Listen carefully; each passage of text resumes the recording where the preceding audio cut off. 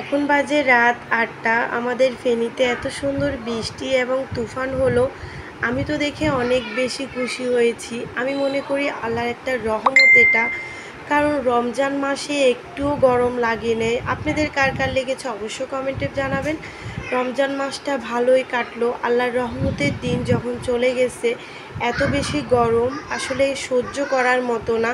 যারা বাসা বাড়াতে থাকে তাদের তো অনেক কষ্ট হয়, আমাদের তো অনেক কষ্ট হয়।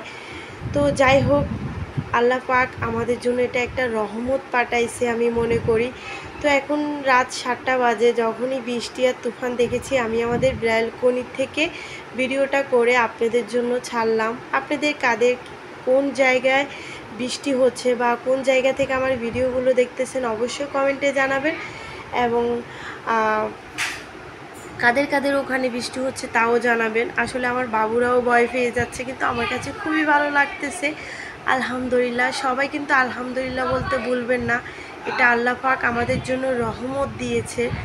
আল্লাহর কাছে সবসময় দোয়া করি আল্লাহ পাক আমাদের মুসলিমদেরকে ভালো রাখুক, সুস্থ রাখুক।